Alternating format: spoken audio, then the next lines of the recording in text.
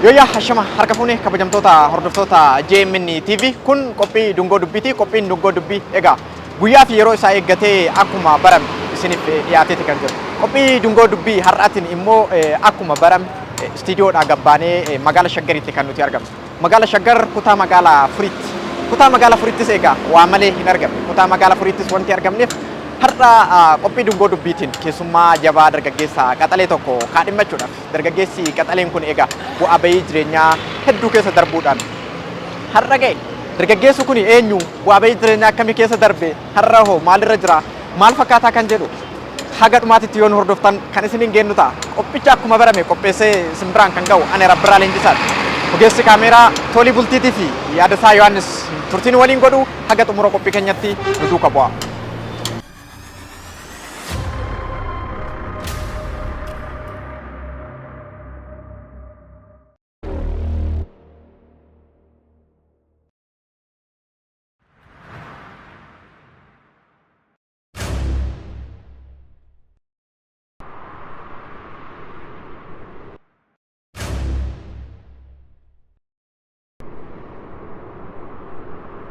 Egaa kabajamtoota hordoftoota JMN qophii dungoo dubbii. Qophii dungoo dubbii har'aatiin egaa eentu kaadhimamee qophii dungoo dubbii har'aatiin eentu dhufaa jira kan jedhu gaaffii isinitti uumuusaa waan hin oolle. Egaa dargaggeessa qaxalee akkuma jalqaba isiniif kaase bu'aa bahii jireenyaa hedduu keessa dabree har'a ga'e mana uffata aadaa Oromoo seenaa jedhamutti kan argamnu har'a. Mana uffata aadaa Oromoo seenaa kanatti dargaggeessa akkamitti hojjechaa jira? Mana uffata aadaa kana immoo eentu hundeesse akkamiin hundaa'ee dargaggeessi isa hundeesse kun bu'aa bahii akkamii keessa darbee har'a ga'e kan jedhu gara dudduubaa isumarraa kan dhageenyu ta'a. Dargaggeessi qaxaleen har'a qophii dungoo dubbii torbee kanaa kaadhimame eenyu laata? Gara dhumaa kan itti dhagnu ta'a. Egaa dargaggeessa gaafa jennu dhimmoota dargaggoota wal qabatan yeroo adda addaatti qophiilee waan adda addaatti JMN irratti isiniin gahaa turre har'a immoo qaamaan argamnee qophii dungoo dubbiitiin dargaggeessa tokko kaadhimachuudhaaf kan nuti jiru. Egaa dargaggeessi abdii yoo hin kunne lafti inni hin geenye fi gaarri inni hin baane hin jiru. Dargaggeessa gaafa jedhamu dargaggeessi abdii kuta osoo hin taane ofii isaa bira dabree biyya kanatti abdii hora. Dargaggeessi yoo abdii hin kunne wanti inni hin ceene lafti inni hin geenye hin jiru. Gaarri inni hin baane hin jiru. Dargaggeessi lafee dugugguruu biyya kanaati. Dargaggeessi tattaafatee hojjetee fakkeenya dargaggootaa ta'u daraanuu yeroo ammaa kanatti yeroo itti hammi isaa xiqqaachaa dhufe keessa kan nuti jiru. Egaa dargaggoota jajjaboo akkasii barbaannee dubbisuudhaan dargaggoota akkasii barbaannee bira dhaabbachuudhaan jajjabeessuudhaan yeroo adda addaatti kana boodallee kan isin hin geenyu ta'a. Har'a immoo mana uffata aadaa Oromoo seenaa dargaggeessi abbaa mana kanaa eenyu kan jedhu gara dudduubaa kan itti dhagnu ta'a. Egaa haga xumura qophii keenyatti ammallee nu duuka bu'aan affeerraa keenya. Seenessaa Magarsaa. Anaa dhufu. Yoo yaa baga nagaan nu eegdee. Fayyaa. Akkamitti? Nagaan isin badhaadha. Baga nagaan gara mana uffata aadaa seenaa. Mana uffata aadaa seenaa baga nagaan nu eegdan. Egaa kabajamtoota hordoftoota keenya hawwiidhaan kan isin eegaa turtan keessummaan keenya torbee har'aa JMN qophii dungoo dubbii. Egaa Seenessaa Magarsaati. Mana uffata aadaa Oromoo seenaatti kan nuti argamu. Seenessaa Magarsaa imala akkamii dabarsee har'a ga'e kan jedhu immoo dudduuba kan itti dhufnu ta'a. Seenessaa egaa akka mana uffata aadaa fakkaannee qophii keenyatti haa fufnu. Hin faayamna kaa. Yoo nu fayyite nutti tola.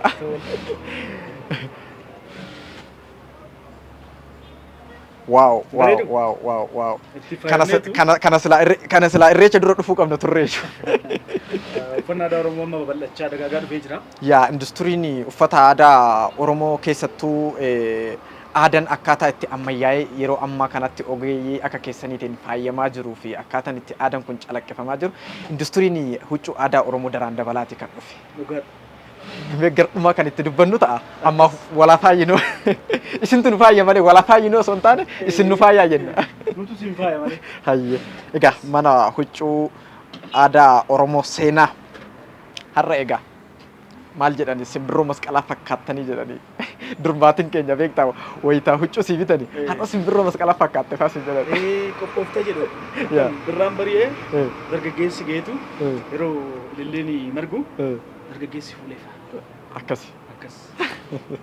Dargaggeessi egaa guubii faa sirbuudhaaf yeroo habaaboon dhoo yeroo birraan bari'u saniif of qopheessa of faayyee miidhagee fuulli isaas habaaboo fakkaata. Birraa waan alaa qabatee dhufa.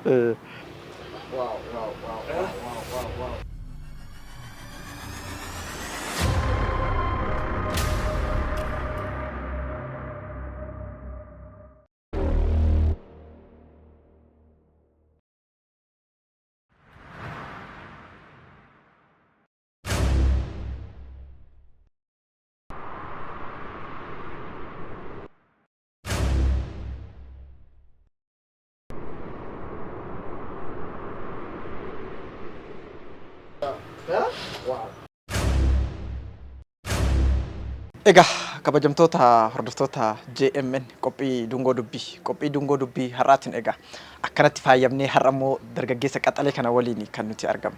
Egaa bu'aa bahiin jireenya dargaggummaa tun waan baay'ee of keessaa qabdi. Dargaggeessi keessattuu dhaloonni leevalii keenyarra jiru kun bu'aa bahii hedduu keessa dabree bara qabsoo hedduu keessa ceetii kan har'a gahe.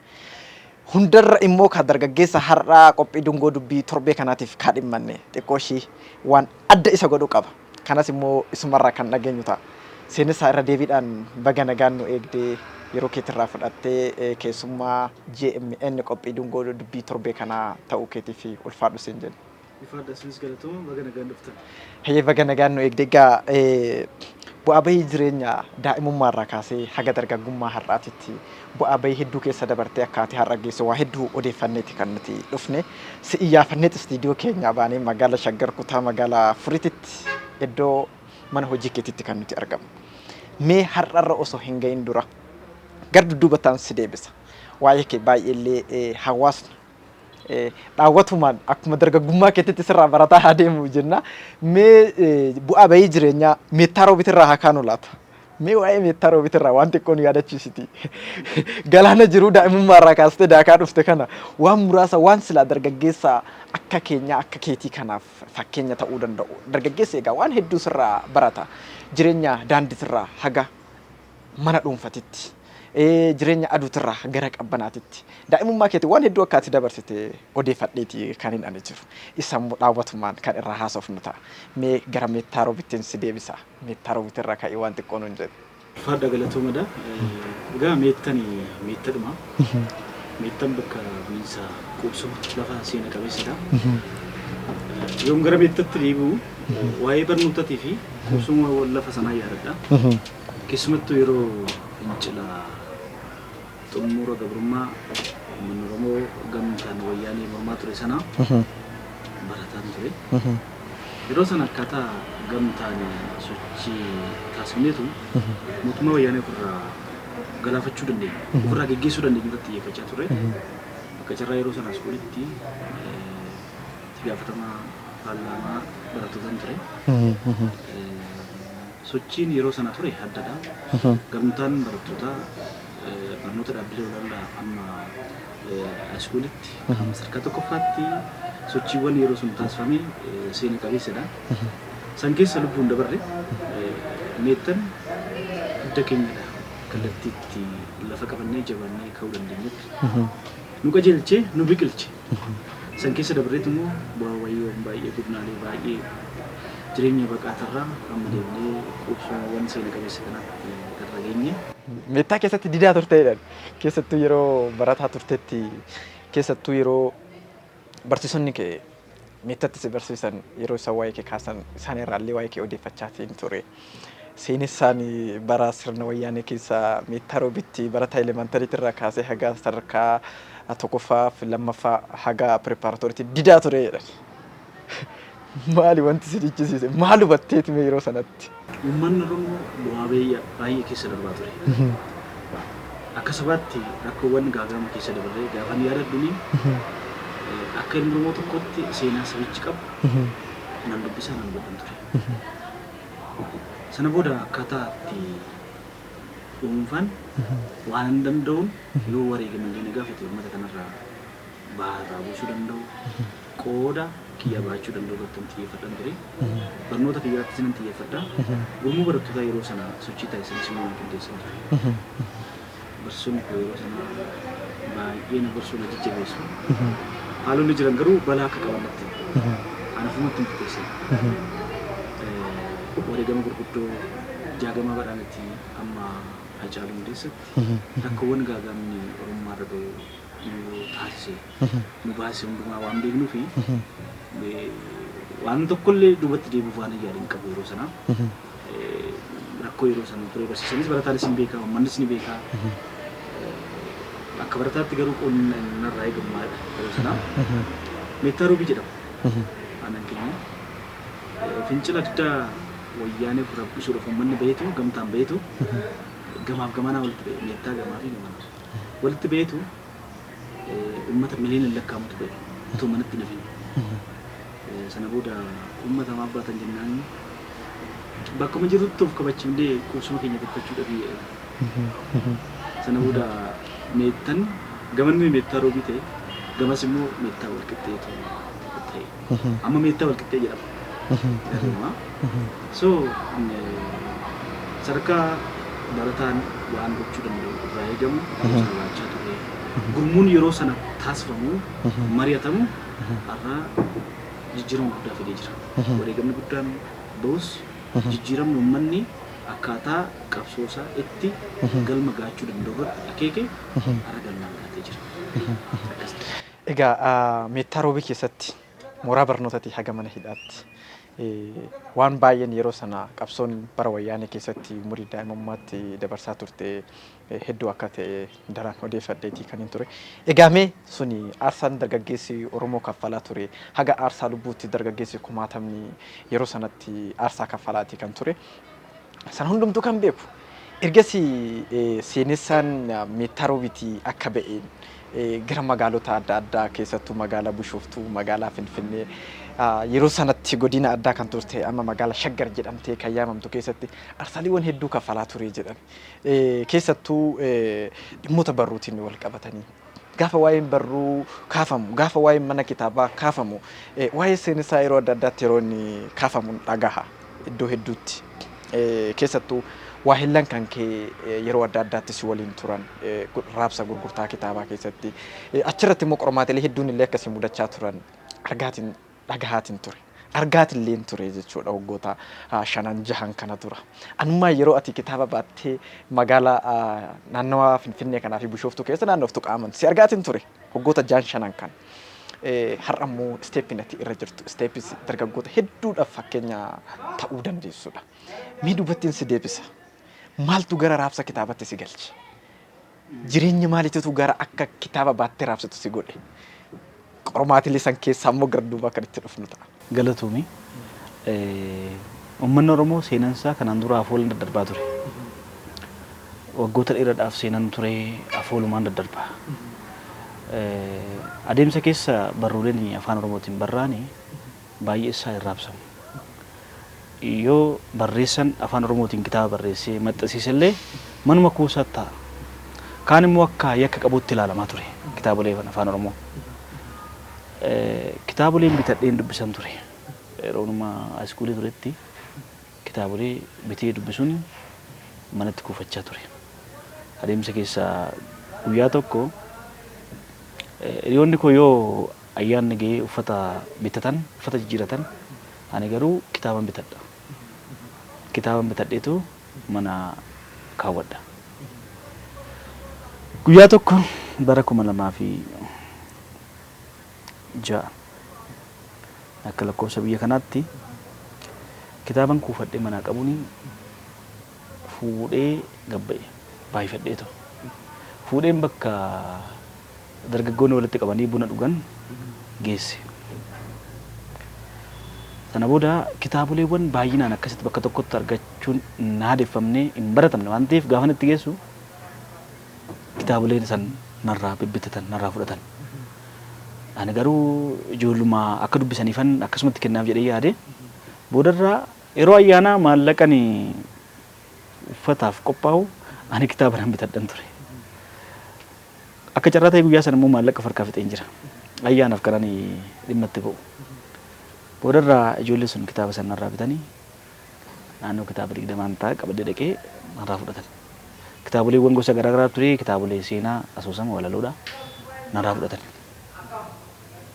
maallaqa san ergan of harkatti ilaalee boodan kitaabolee afaan oromoo bitee dubbisuu qofa miti osoon biteetillee mana kuusatii fuudhee gurgureellee galiirraa argachuunis danda'ama dubbisuunis danda'ama jedheetanii yaada gattaa'e gaafan yaadu kunnaa dhufe hin turre hojiittan bubba'e kitaabolee mana kuusaa Finfinnee keessa jiran irraa biteen kitaabolee afaan oromoo barbaadeen dhiyeessaa ture keessumattuu naannoo Finfinnee kana iddoo garaagaraa nan deema lukaa nan deema bakka namoonni walitti qabaman daandirra hoteelota keessa rakkoowwan kanaan dura kaasteellee bakka itti nama mudachaa turantu jira akka ka'umsaatti achirraa ka'eetan kitaaba gurguruutti seene akkas.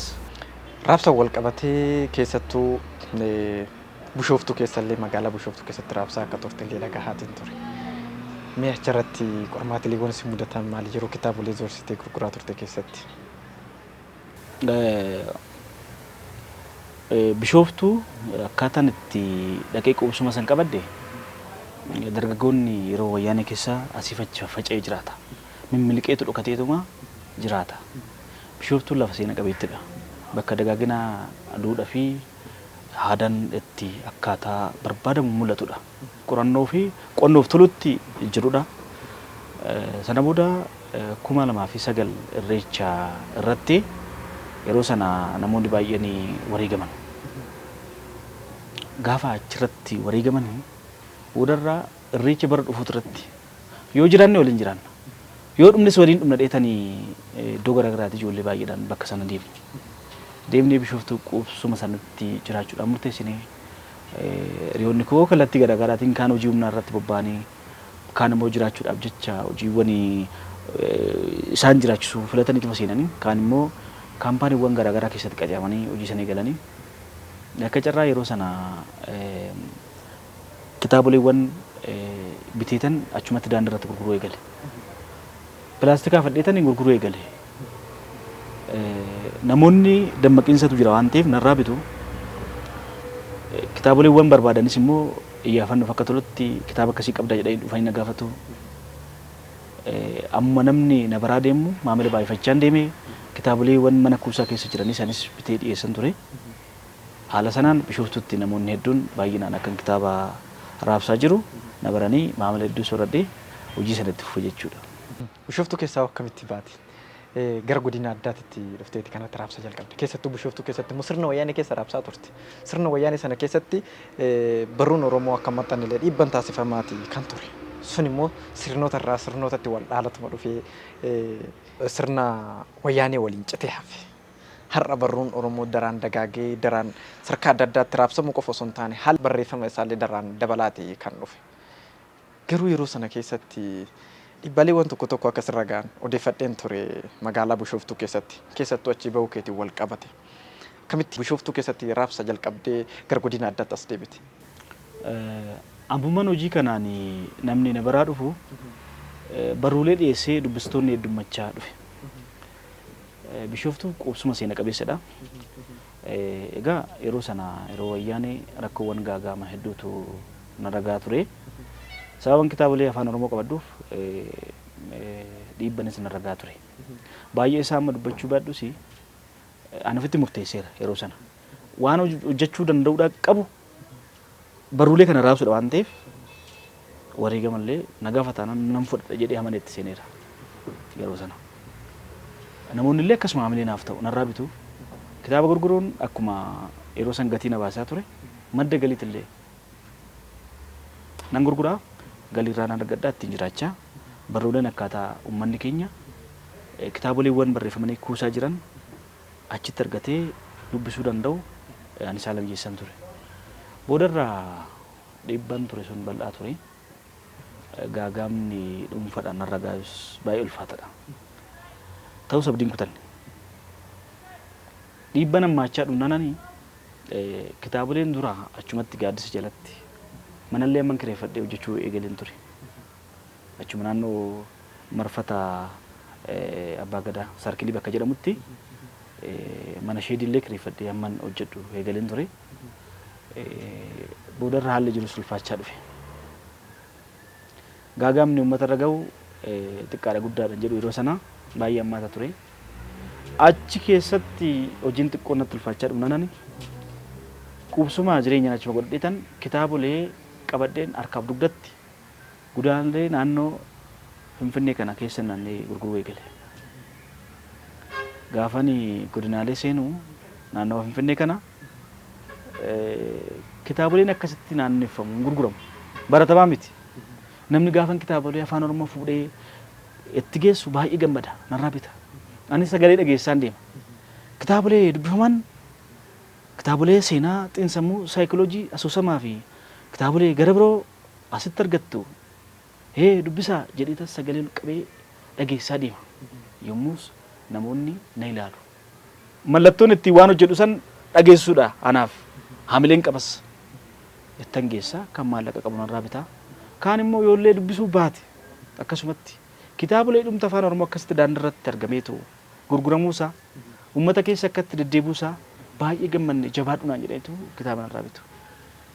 Qubsuman dura Bishooftuu daandirra taa'ee gurguree dhiibbaa simachaa ture sanarraa gara yeroon sosochootti immoo hojii kiyyattis milkaa dhufuusutti na tarkaanfachiise. Milkaan dhufilleedha.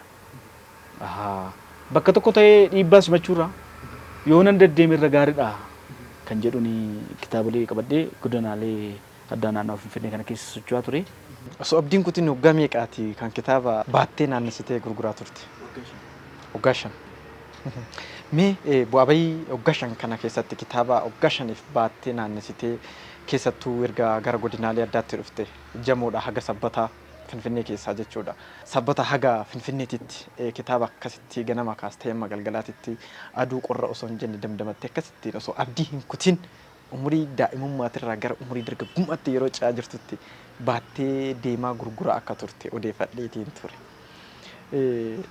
Mee waan dargaggoota keenyaafis fakkeenya ta'u keessattuu yeroo ammaa kanatti yeroo itti dargaggeessi keenya karaa qaxxaamuraa jijjiiramuu barbaadu yeroo itti dhama'ee jiraachuu hin barbaanne keessa akkuma waliin argaa jirru kan jirru dargaggeessa keenya waan fakkeenya ta'u tokko osoo hojii hin tuffatiin jechoota namaatiif osoo iddoo hin laatiin bu'aa bayii dadhabbiidhaaf osoo iddoo hin kennin qorraaf aduuf osoo iddoo hin kennin bu'aa bayii san hunda keessa dabartee waggaa 5 kitaaba naannessitee barruu naannessitee gurguraa turte. San keessatti mudannooleewwan hedduudha kan ati qabdu. Mudannooleewwan mudachaa turanis waan muraasa odeeffachaatiin ture. Sanniin keessaa waanuma muraasa ati irraa kaaste kanallee ta'uu mala. Ka ati irraa dhiistes hedduun akka jiru namuu hin beeka. Mee sanaan wal qabatee dadhabbiin akkam ture? Miira akkamitti sitti dhaga'ama ture waggoota 5 kana keessatti yeroo akkasitti zorsitee gurguraa turte? Dhugaa dubbachuu fi dadhabbiin dhuunfaadhaan natti dhaga'amee jiru. Hojii sana akkan hojjedhu sammuu koo amansiiseen jira. Baana dhibaadhu sun natti ulfaatu. Sababni isaa sammuu kiyya amansiiseen jira. Hojjechuun qaba jedheera. Namatu akka baay'ee natti ulfaate narratti arga malee ani waa'een kitaaba baadhee natti ulfaata jedhu of keessaa baaseen jira. Namni illee yeroo baha ulfaataa kitaaboleewwan hedduu harkaaf dugdatti baadhee deemu gaddu ani miirri biraa natti hin dhaga'amu. Sababni isaa of amansiiseen jira. Hojjechuun qaba, kitaabolee raabsuun qaba. Kitaaboleen keenya hawaasa keessa faffaca'anii tatamsa'aniitu roga rogaan uummanni keenya argatee dubbisuu danda'uudha qabaadha. San biratti immoo dargaggoonni hedduun akkuma ati jettee hojiiwwan dhiibanii hojjetanii jijjiiramuudhaaf hagas mara baratamaa hin turre nu biratti. Kitaaboleewwan yeroon akkasitti baadhee deemu qofaadha. Qofaa kiyyaan deddeebi'a. Ofitti amanamummaan qaba. Sababni isaa kaan afaan Oromoo yeroo itti reediyoo cabsa jedhameetu wareegamaa ture, dhiibamaa ture, hidhamaa ture. Isa immoo hayyuun barreessetu seenaa isaa, duudhaa isaa, saba isaa uummanni irraa barachuu danda'u dhiyaatu ani gammachuudhaan simadhee waan dubbisuuf uummannis akka dubbisu waan itti amanuu fi baasuu natti ulfaatu. Daandii dheeraan deema jamoodha amma sabbataa qofa miti. Marfata hayaati amma laga xaafuun deema. Marfata hayaati amma laga xaafuu daandirra Buraayyuu keessa Sandaafaa Sulultaa asiin karaa Akaakii kana Duukam Galaan kanneen kan lukaanan deema. Bakka daandii dheeraa ta'een taaksii seenee deema malee irra caalaa lukaan deema. Akkuma siin jedhee ba'aan sun akkanatti ulfaanne amansiisee jira. Yeroon taa'ifaa namoonni narraa fuudhaniitu sitti ulfaateera xiqqoo boqochuu qabda naan jedhu. Haduudha qorran jedhu. Minuman deema. Inni guddaan sammuu kiyya amansiisee hojii sanaaf kaka'umsa qabaachuu kiyyan ofitti hime waan ta'eef akkanatti ulfaatu namatti natti malee baasan baadhetu ani tokkoyyuu otoo natti ulfaata jedhee guyyaa tokko lafa nuunan hojjechaa ture itti gammadee jechuudha. Egaa Meettaa Roobitii kaastee haga mana barnootaa itti barattee itti qaramteetti qabsoo natti gochaa turte. San keessatti immoo bara wayyaanee umuriin kan kee yookiin gadaan kan kee bara wayyaanee keessaa kan ture. Bara wayyaanee keessatti immoo bu'aa bayiiwwan akkuma dargaggeessa kamittuu akkuma qabsaa kamittuu bu'aa bayiiwwan kamuu argaa haga sadarkaa barruu baattee naannessuutitti eenyummaa saba kanaatii fi maalummaa saba kanaa dagaagsuu cancala eenyummaa saba kanaa bifa barruutiin barraa'ee dhokatee jiru cancala ta'ee dhalootatti akka darbuuf waan sana wal sibsiisuudhaaf tattaaffii nati goote waan hedduu akka ta'e dudduuka keessa odeeffadheetii ka jiru. Achirraa kaastee immoo barruu naannessuurraa waggaa 5 guutuu barruu naannessitee humna kee yeroo kee osoo hin qusatin dadhabe beelee dheebodhe osoo hin jenne bu'aa bayiisan keessaa umurii dargaggummaa kanaan dabarsitee haga mana huccuu aadaa seenatitti kan ati geesse. Mee mana huccuu aadaa seenaa bira osoo hin geenye seenessaan osoo kitaaba naannessuu halkan rafeen bulufaa jedhu warri sitti dhiyeenya qaban ni barreessaa jedhu barreessadhaa ol dubbisaadhallee jedhu seenessaan kitaaba yookiin barruu raabsuu qofa osoo hin taane ni dubbisallee yeroo jedhantu jira namoonni sitti dhiyeenya qaban. San malees barruu tokko barreessitee akka jirtu. Anillee itti dhiyeenyaan quba qaba. Cidha barrichaatis hirmaadhee dhamdhamadheen jira. Barruu dabaree dhalootaa jedhu hoggoota 3 kana dura natti fakkaata. Ati garuu san dura hoggoota 4-5 dhama'uu dandeessa. Mee waa'ee dabaree dhalootaa waan xiqqoo nuun jedhi. Egaa ka'umsa kiyyaa fi gara barruutti kan leessisee barruulee raabsuudhaan kitaaboleewwan mana kuusaa jiran gara hawaasatiin ga'uudhaan kitaaboleewwan of harkaan ga'u immoo dubbisee hin dhiyeessa akkasumaan bitee hin dhiyeessu. Dhaamsa qabiyyee kitaabichaa nan ilaala nan dubbisa. Kitaabichi uummata keenya ni fayyadamu hin fayyadu san jedhu adda baafadha. Adeemsan keessan amma aadaa dubbisuu gabbifachaa dhufu anis otoon barruu barreesse. Kitaaboleewwan harka jiran na ilaalaa kanan bitee dhiyeessuu na ilaalaa. Kitaabolee kaanirraa kan adda ta'e fooyyeetoo immoo hawaasa keenya fayyadu jedheetanii kitaaba dabaree dhalootaa kana barreesse. Dabareen dhalootaa haqiiqa seenaa duudhaa eenyummaa fi gaagama siyaasaa nu keessatti mudachaa ture hamma jiru kana walitti qabeenya keekee bifa asoosamaatiin barreesse. Dabaree dhalootaa yoo barreessu sana naannoo waggaa 4 natti fudhatee sana booda kitaabicha nama maxxansiisee sagantaa isaa walumaan qoodannee sagantaan qopheesse waxabajjii 12 bara 2010 gibala aadaa Oromootti sagantaa san qopheesse galata waaqa hiriyoonni baay'een uummanni irratti na argame kitaabilee sun akka gaariitti eebbisifame sana booda gara hojii kanaatti ce'ee jechuudha. Egaa dabareen dhalootaa milkii hedduu fiddee akka dhufte ni kaasta. Keessattuu dabareen dhalootaa siif kitaaba jalqabaati. Ergasii asis barruu biraa akka harkarraa qabaachuu dandeessa dubbistootaa fi jaalattoota keetiin barruu lammaffaa kan geenye quba qaba odeeffadhee jiras. Garuu dabaree dhalootaatiin awwaardii kitaabni kee fudhatama argatee ogeeyyiidhaan laalamee awwaardii akka injifattellee dhageenyatti kan turre.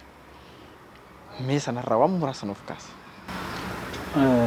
Dhugaa dubbachuuf hojii sun otoo hin beekin badhaasa waldaan barsiisota Oromiyaa gaaddisaa awwaard badhaasa gaaddisaa qopheessee jira waan ta'eef kaadhimamtee isa naan jedhan qofan beekanii kitaabni sun ogeessotaan laalameetu calallii darbeetu badhaasaaf ga'ee anis immoo kitaaba sana akkaataa qulqullina isaa eeggatee afaan ogbarruutiin ibsamuu fi ilaalamuu danda'uutan hojjedhe irratti yaadee muuxannoon kitaabota biraa dubbisuurraa ka'ee qabiyyeewwan kitaaboleen biroo qabatanii dhiyaatan argaa waan tureef kitaabni ani qopheessu kun immoo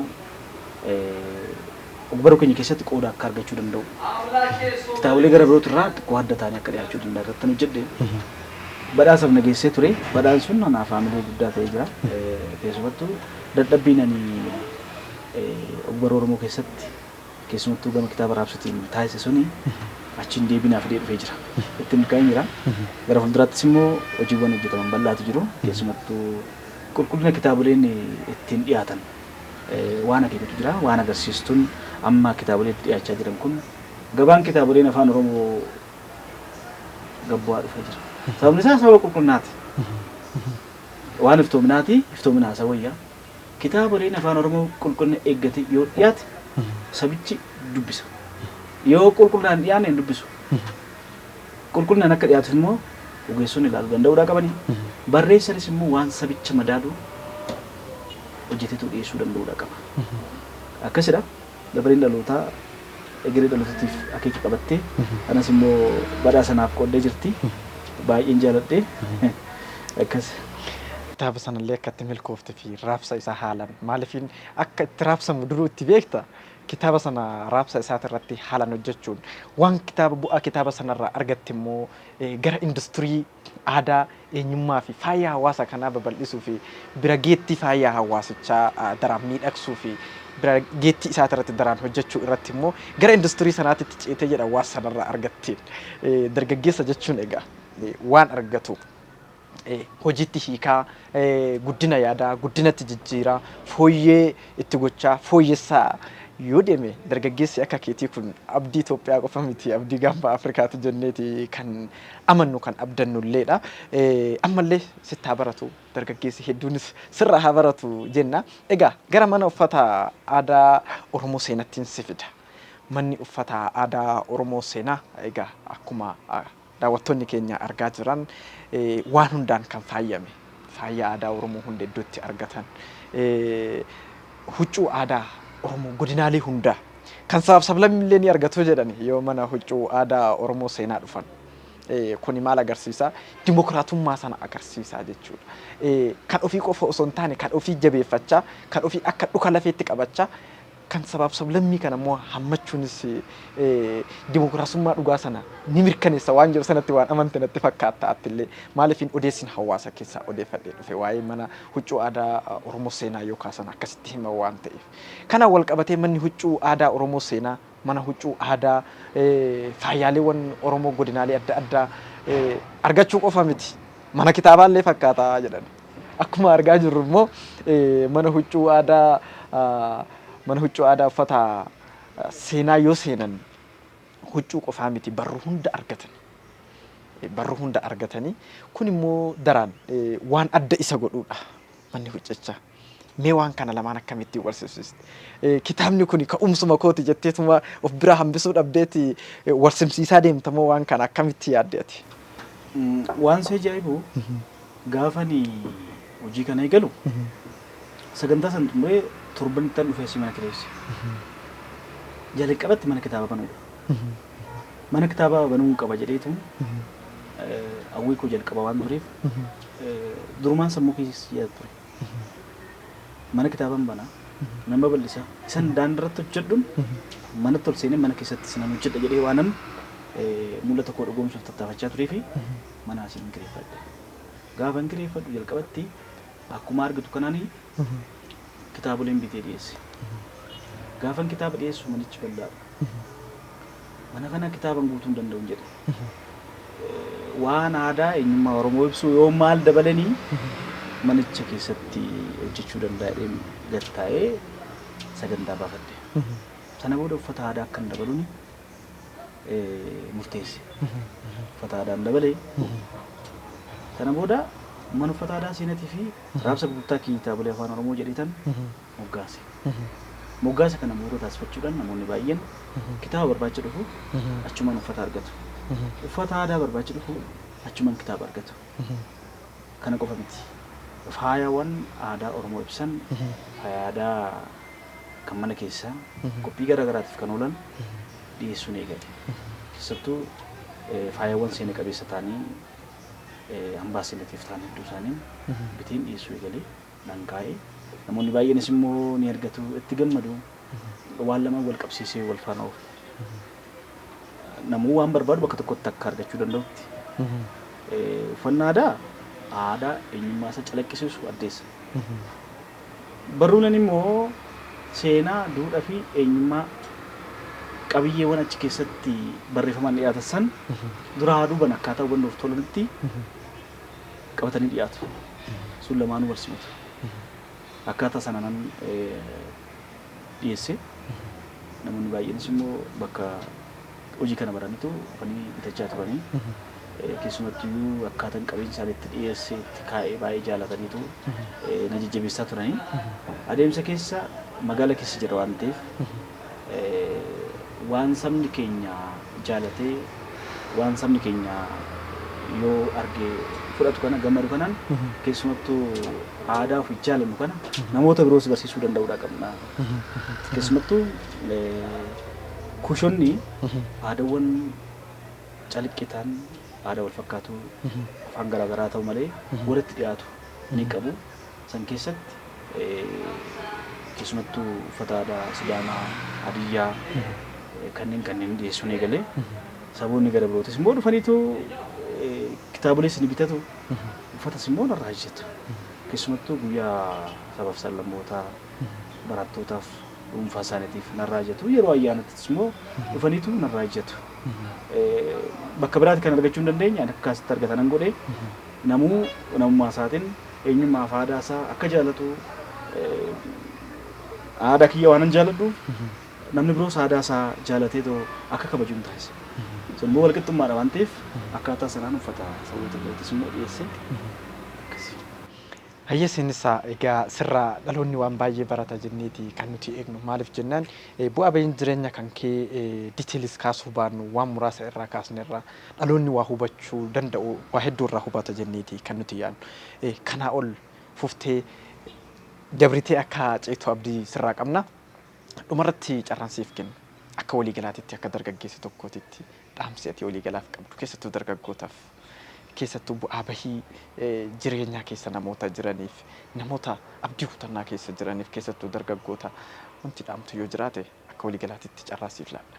Chaayinaan rakkoo keessa galtee turte. Keessumattuu rakkoo ishii mudate keessa bahuuf mootiin biyyattii labsii tokko labsa. Eenyumallee otoo gargaarsa hin gaafatin rakkoo kana keessaa bahuudhaaf waan qabnu fayyadamnee nyaannee keessaa waan qabna jedhu labsii dabarsa. Sana booda lammii biyyattii waan qabutti dhimma dhaqe. Bineeldas, bineensas, biyyoos, mukas nyaatee rakkoo san keessa bahuudhaaf murteesse. Carraaqqiin Chaayinaan taa'e sun rakkoo sana keessaa akka baatu taasisee jira. Namuu dammaqiinsaan wal waamee gamtaan hojjete. Chaayinaan irra dinagdeedhaan addunyaa dursaa jirti. Chaayinaan dinagdeedhaan addunyaa kan dursaa jirtuu fi saba hojjetteef saba tattaafatteef rakkadhe jettee abdiin kunne beela dhalli namaa beela'uu hin qabne beelofteetti garuu waan qabdutti dhimma baatee rakkoo san keessa baate. Har'a Chaayinaan addunyaa irratti ijaarsan teekinooloojiidhaan akkasumas immoo industiriiwwan ammayyaa amma dhufaa jiran kanaan baay'ee fagaattee jirti. So dargaggoonni biyyattii carraa argatanitti yeroo kamiyyuu hojii dandabarsu ni hojjetu ni baratu. Chaayinaa waan barsiistetti akkaataa hojjechuu danda'u. Namni dhimma akkaataa itti bahuu danda'u. So dargaggeessi keenya roga maraan tattaafachuudha hojjechuudha. Sabichi saba seenaa qabu saba duudhaa eenyummaa isaa sirni isaa akka addunyaatti beekamudha waan ta'eef seenaa qabnu kana hojiidhaan jabeessuudha. Seenaa qofa himaa seenaa qofa labsachaa jiraachuun gaariiti. Seenaan yoo hojjette utubama. Humni biyyi qabu, humni sabni qabu, humni maatiin qabu dargaggeessa. Humni kun hojjechuu qabu. Jijjiiramuu qabu. Keessumattuu dhaabbilee biyya alaa gara biyya keessatti dhufuudhaan kaampaaniiwwan garaagaraa dhaabu. Industiriin isaan dhaabsun kan ittiin hojii isaanii gaggeessan afaan isaaniitiin. Maashinni yoo dhufe afaan isaanii ibsa. Osoo nama kalaqaa danda'u maashina garaagaraa kalaqeetoo industiriitti seensisu jiraate jijjiirama guddaa dhaloonni boru itti ce'uu danda'utu uumama. Kanaaf dargaggeessi roga hundaan hojjechuu, gama hundaan tattaafachuu, barachuu, jijjiirama biyyattiidhaaf ofirrattis fiduu danda'u akka qabu dhaamsa dhaama. Hayyee egaa kabajamtoota hordoftoota JMN kun qophii dungoo dubbiiti. Qophiin dungoo dubbii egaa torban isaa eeggatee torban eeggachuu qofa osoo hin taane yeroo isaa eeggatee torbeetti yeroo tokko kan isin bira ga'u. Har'as egaa dargaggeessa qaxalee kana kaadhimmannee isa waliin turtii gochaa turreeti kan jirru. Turtiin keenya isa waliin goone har'aaf asumarratti kan goolabamu ta'a. Qophii dungoo dubbii har'aa keenyatiin keessattuu dargaggoonni namoonni imala milkaa'inaati irra jirtan waa hedduu akka irraa baratan abdii qabna. Dargaggeessi yoo abdii hin kunne lafti inni hin geenye fi gaarri inni hin baane hin jiru. Dargaggeessi egaa lafee duguguruu biyya kanaati. Lafee dugdaa jechuun biyya kanaaf utubaa waan hundaa jechuun dargaggeessa akka jechuuti. Kanaaf dargaggeessa kanarraa waan guddaa baratan jennee yaadna. Asumaan mana kitaabaa qofa osoo hin taane mana huccuu aadaa Oromoo seenatitti yoo gurtan waa hedduu akka argatan iddoon argamaa akkuma seensarratti isiniif kaasne magaalaa Shaggar kutaa magaalaa Furiititti kan argamu. Egaa itti goruudhaan waan barbaadan faayyamuus ta'ee miidhaguu yoo feetan huccuu aadaatiinis ta'ee baruullee illee yoo feetan itti gortanii akka argattan keessummaan keenya har'aa isiniif dhaamete kan jiru. Egaa kanumaan nagaa isinitti dhaammachuu keeti qophicha qopheessuun isin waliin kan ture. Ani Rabbirraa Leenjisaati. Egaa ogeessi kaameraatii fi teeknishaanonni waliin turan Tolasaa Bultiitii fi Yaaddessaa Yohaannisii haga xumuraa qophii keenyatti waan duukaa buutaniif ulfaadhaa jechaa torbee haga keessummaa biraa qabannee walitti deemnutti nagaatti torbee nagaa isiniif haa ta'u. Seenessaa ulfaadhu atis. Ulfaadhu.